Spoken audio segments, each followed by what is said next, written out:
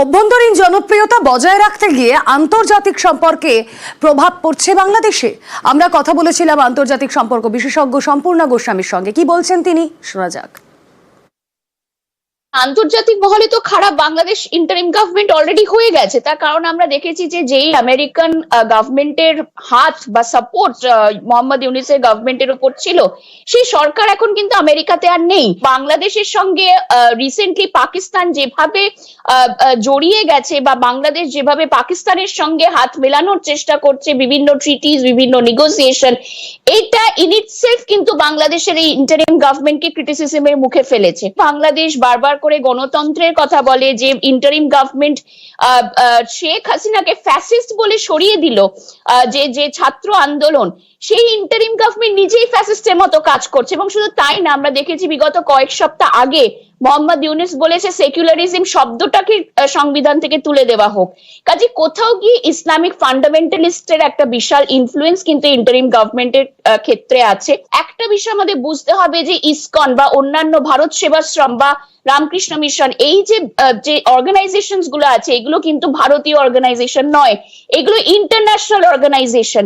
কাজে শুধুমাত্র ভারতের পক্ষ থেকে স্টেটমেন্ট নয়, রাদার আমার মনে হয় যে এইটার সময় যেখানে একটা ইন্টারন্যাশনাল প্রেসার কিন্তু বাংলাদেশের গভর্নমেন্টের উপর ক্রিয়েট করতে হবে, বিভিন্ন ডিপ্লোম্যাটিক চ্যানেলস ওপেন করতে হবে।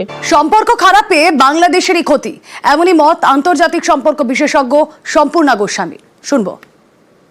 সম্পর্ক যথেষ্ট খারাপ, এবং এটা শুধুমাত্র এই ইসকনের ব্যান হওয়া নিয়ে বা এই যে রিসেন্ট যে ক্রাইসিস সেটা নিয়ে নয়।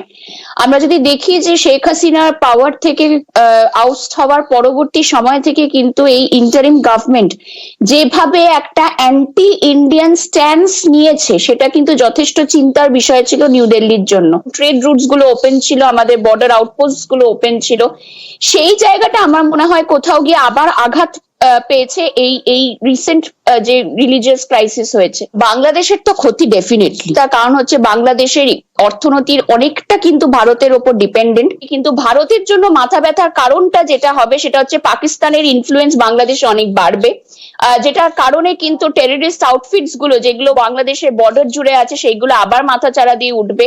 এবং দ্বিতীয়ত, পাকিস্তানের হাত ধরে কিন্তু চায়না চেষ্টা করবে ইন্টারিম গভর্নমেন্টের সঙ্গে একটা বোঝাপড়ায় আসতে। চায়না নিজের ইনভেস্টমেন্টস গুলো সুরক্ষা করার বা সুরক্ষিত রাখার জন্য কিন্তু আলটিমেটলি বাংলাদেশকে ইউজ করবে, and this will be an opportunity for China. কারণ যেই মুহূর্তে বাংলাদেশের সাথে ভারতের সম্পর্ক নষ্ট হবে, সেই মুহূর্তে কিন্তু চায়নার জন্য একটা গেটওয়ে হয়ে যাবে বাংলাদেশে আরো বেশি ইনভেস্ট করার।